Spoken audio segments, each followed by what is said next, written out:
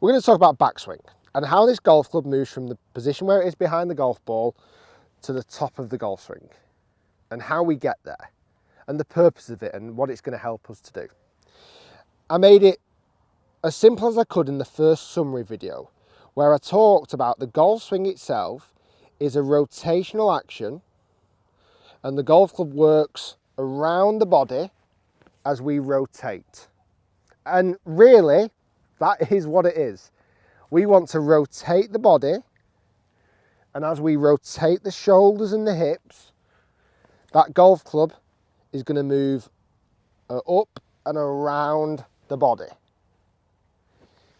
The one pointer I just want to talk about just in this first half of the backswing is how this golf club just needs to be slightly adjusted and slightly set by changing the wrist angle just a touch. And this is going to help so many golfers. If we were just to go completely around, this golf club would go too far behind me, and that would cause issues in the swing. If the golf club was just to be picked up with the arms, the golf club itself would go too upright. Now what I'm going to do here, I'm going to draw a line straight through the golf club at an angle. And that's going to go straight through the middle of my body and out my back. Now as a rough idea, that's the type of angle that you would like to swing the golf club that you're holding at the time. If it's a longer golf club, so if it was more like a driver at an angle, and I'm going to draw a line through that again, imagine I'm holding a driver, that angle is going to be more around the body. So it does slightly alter between clubs, but the premise is still the same. We still want to swing that golf club around the body at the angle of the golf club that you're holding at the time. As I set up this golf ball, and we've already covered that in the session, the first movement away from the ball to halfway, we're going to turn the chest, we're going to turn the hips. Two key important pointers. And as that club starts to move away from the golf ball, all I want you to do with this left wrist or the top hand is just slightly create some hinge. Ever so slightly create some wrist angle. So I'll do that again as I turn the hips and the upper body. And I'm turning, not swaying. I'm rotating. As I do that, I'd just like you to set the wrist angle. And that honestly is going to help so many golfers. So many golfers. The reason why I say that, it's one of the biggest faults that I see with golfers is they end up getting the golf club moving behind themselves too much. And a lot of that is the fact that they never quite set the wrist going back. Big factor this. So as I take this golf club away, I'm going to turn the hips and the shoulders at the same time. And as I do that, just in this initial part of the motion, I'm just going to create a little bit of angle in that wrist. Let's do that. I'm going to do it in slow motion so you can see this. I'm turning, I'm allowing the wrist just to set, and then unwind.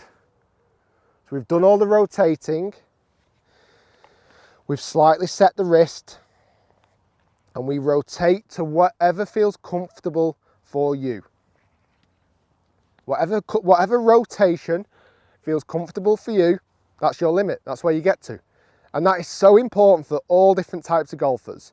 We're not all trying to get to the exact same position, I promise you. We're trying to get to a position that feels comfortable for you, that's going to create enough power. So important that.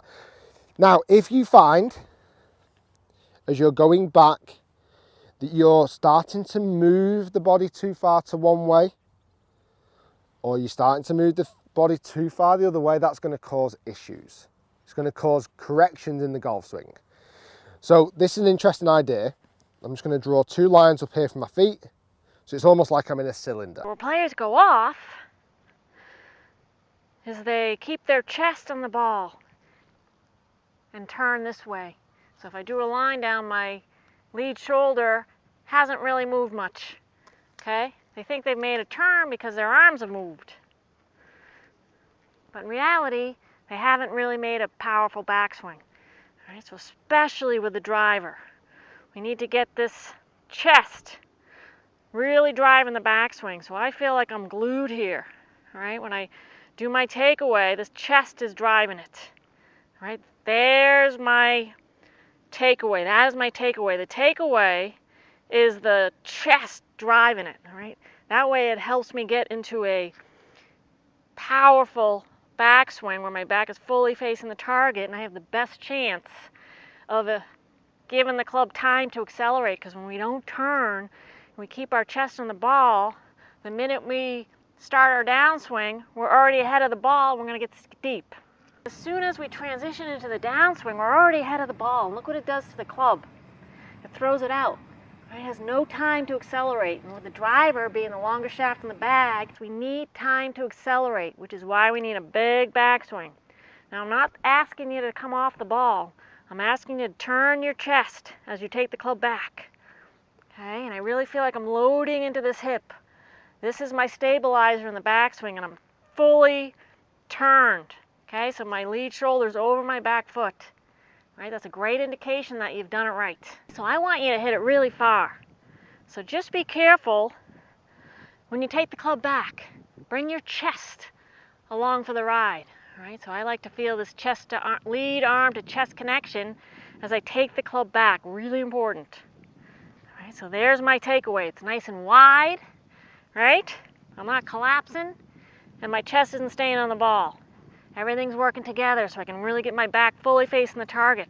And this gives the club time to accelerate on the downswing.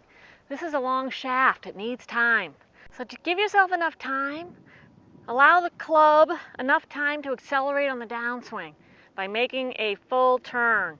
Okay, so get this chest moving in the takeaway. I feel like my chest is over my back foot right now. That's my indication that I've made a full backswing, and I'm just going to continue to the top from here. Okay, but my thought is to load into this back hip, to really sit into it. So I'm sitting into it. So you can see my chest is fully opposite the target. Okay, my lead shoulder's over my back foot. What I'm not doing is leaving my lead shoulder on my front foot. That's what I see a lot of players do. All right, so the minute you start moving forward, you can see what the club does. It's going to get steep, you're going to get ahead of the ball, and you're probably going to have to hang back because you're ahead of the ball. You're not going to get any distance. One thing I want you guys to be careful of is your head. All right, we don't want your head really moving off the ball too much in the backswing. If it moves off a little, I'm okay. But if it moves off a lot, you're going to be in trouble. Okay, so just pivot your chest, but keeping your head pretty centered. All right. We want everything behind the ball so you can launch it, but we don't want is coming off the ball. All right, that's not what I'm asking. I'm asking you to just turn and load into this back side so you can see my chest is fully opposite the target. My lead shoulder is over my back foot. All right.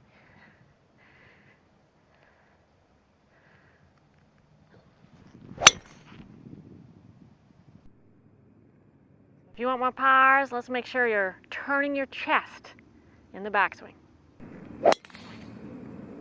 As well. So that's kind of what this tip is all about. When you're doing practice swings at home, I want you to be doing practice swings towards a mirror or a window. And as you do that, I want you to take a look for those lines. Okay, so what I'm getting at is, if I go like this and I just go to the top, you're going to see that my shirt has lines in it as well, just like the head cover when I coiled it up. Okay, so on a nightly basis, as you're doing practice swings, you want to be watching yourself. You want to be watching for those lines to appear. Now, if you're not seeing the lines, you're either going sideways or you're moving your lower body too much. You could be lifting your left heel or forward heel. You could be straightening this back leg. You could be moving sideways this way with the hip. All of those things are going to stop that coil from occurring in your swing.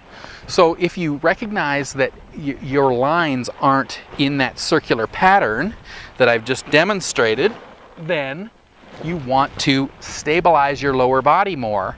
Make sure that you're not really moving your lower body, you're moving your upper body to coil back, just like I did with the head cover. Okay, so that's a pretty simple way to understand how you're creating that coil in your swing. So if you can keep working on that, you're going to develop that coiling action, which is going to give you the torque in your swing, which will make you a much more consistent player, and it'll give you the power to hit the ball with your body instead of just using your hands and arms to hit the ball. So, you know, you don't want to be just up here just whacking at the golf ball. You can see my shirt here, just there's no lines created in the shirt that way. So, like I said, we're just trying to coil up our upper, look for those lines, and then hit the shot. So these lines appear in both irons and woods. So what I'm going to do, I'm going to hit a couple shots for you. I want you to see the lines in my shirt, and then you'll know what to look for when you're doing your own practice swings. Okay, so here we go.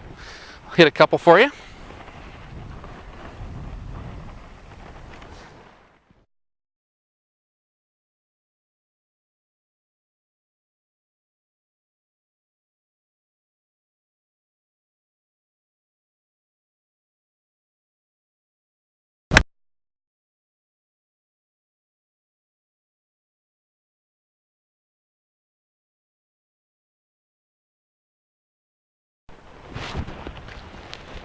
Okay.